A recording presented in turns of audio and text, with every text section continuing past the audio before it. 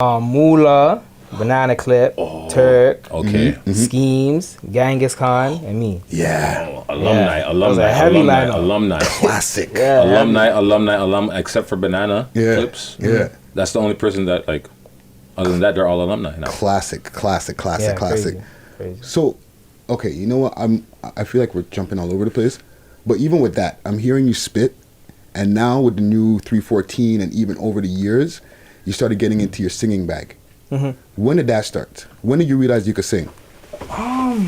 It's like me experimenting, you know, me hearing beats and like, yo, instead of me just rapping on, let's see how I could come on it a different way. Like, for me, like, I get a thrill off of like building things, breaking them down, and then finding another way to build it. You know, so I like experimenting. Like I have a passion for music, fam. So I just like it. You know, like I can still rap, like come on, like, you know, but in the same breath, like I always want to grow and learn, like, you know what I'm saying? And I want, probably next I'm gonna get into like producing more. You know what I'm saying? Like actually hands-on instead of like logistically producing and shit. Like, you know, telling the person like what to do and stuff. Like I want to be like, you know, make the actual beats. like, or you want to produce, engineer or produce? Engineers is another step, but producing, like getting hands-on with it instead of telling the artist what to do, like the producer what to do. I'm getting into that too. You flip the sample yourself. You play that shit yourself. like, you know what I'm saying? Like Moula's a producer. Like he's crazy. You know what I'm saying? So yeah, he's a producer. So like I'm trying to get into that. Slowly. Yeah, just take you know what I'm saying? Yeah. Instead of like doing one thing. Like I want to know how to skin the cat like different ways.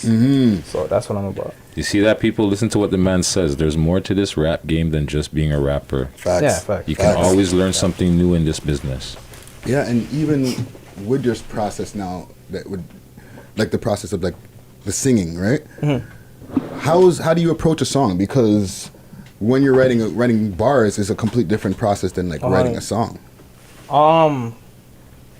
I feel like it's easier for me to do it because I know how to write. Right. Like from like the previous times when I'm writing bars and shit. Yeah. But then I'm more focused on like the flow. You know what I'm saying? Like how is it gonna appeal to people, and I'm filling them in with substantial words and lyrics that it could stick with you. Yeah. You know? But yeah, I feel like it's easier. Not easier. I think making a song is hard if you don't know how to make a song. You know what I'm saying? Period.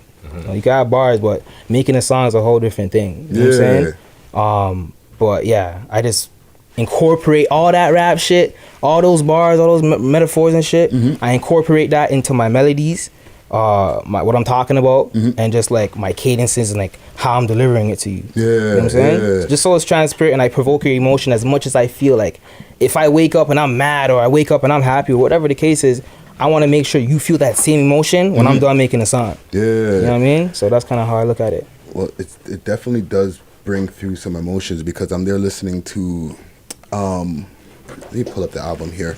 It was the second song. Stay With Me. It might have been Stay With Me. The bar was, it's a quick little lyrical breakdown, right? I still rock the gift and go to PVRX in the kitchen. Mama in the living room. She know what's going on. None of us ain't perfect. Yeah, PVRX in the kitchen, mama in the living room. I was like, yo, I can see it. You know what I'm saying?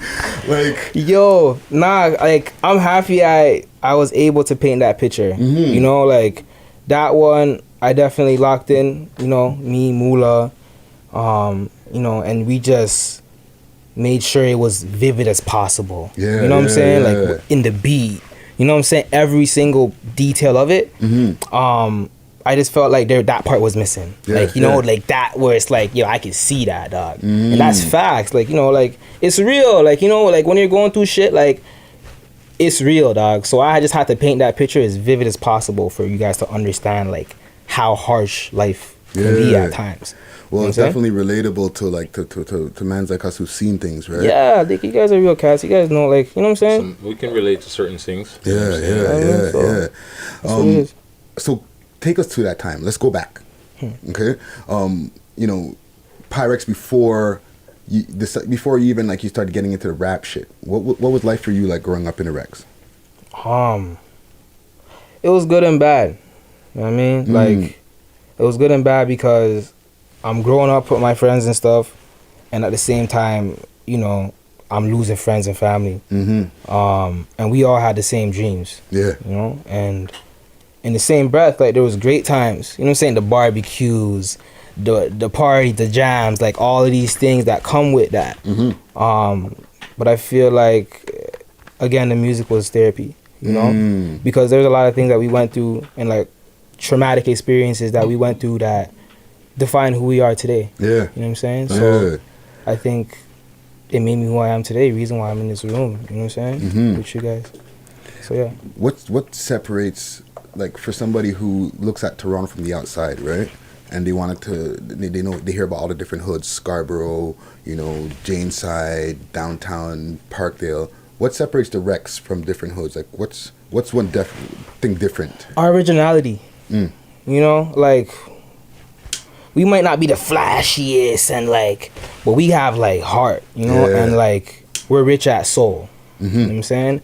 And I think that's what makes people appreciate us. Yeah. You know, because we're rich at soul, and that's what it's about. You know what I mean? Okay. And you start getting into like dealing with the remix project, right? How did that come together? Like, did you join the remix or? Actually, that was a crazy moment because as a youngin', like, we were running around like, you know, crazy and shit, and I happened to get caught up in a situation. I got incarcerated, like I was talking about in the documentary. Yeah. And I was like 14 like at the time. Wow. Yeah, I was young.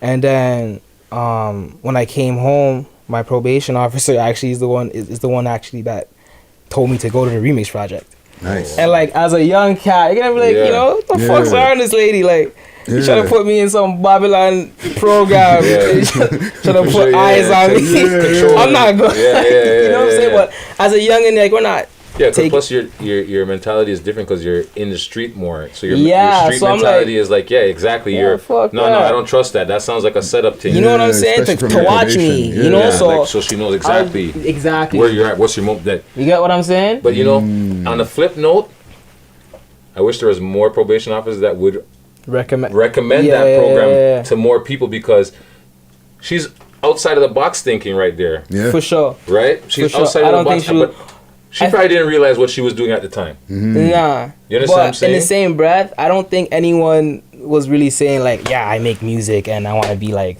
an artist for them too. Yeah, no, for sure. You know what I'm saying? So there's both sides of the coin. Bring that to you though. She must have. There must have been something telling her that this music is. So she's seen that you were taking it seriously then? Yeah, like I'm like, yeah, I want to be like, I'm making music. I want to be an artist, because she's like, oh, like you have to go to school or you have to do this. Like I want to be an artist, like, you know. Yeah. Like, basically stuff to keep you out of jail. You get what I'm saying? Yeah, but yeah, so I, like the first time I like fanned it off. I'm like, I'm not doing that. Fuck that. And then I seen someone that went there, and I'm like, I lie. It's like that, like boom. And after I showed Moula, and then we ended up signing up. And then it was Hag that was evaluating us. Big up Hag. I went into the room like, I lied. There's another brother. Okay, I see what's going on. You know when you see your brother, like, yo, for sure. You go into the class and see your brother, or you see a homie, like, you know what I'm saying? I didn't know him at the time, but the vibe was there. Yeah, you know? he's a hood nigga. Yeah, so I seen like, I lie. Okay, I could talk my shit. And then Agile was there. Agile, shout out Agile.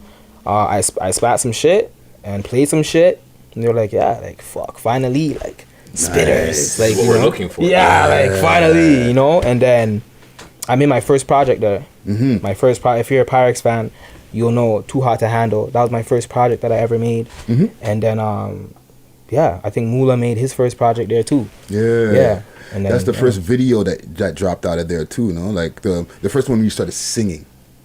The first one I thought, when you first started singing, is the first time. That's when I had to go back, right, to start hearing the rapping. Yeah. But when I first saw you, is that video when you were Make It.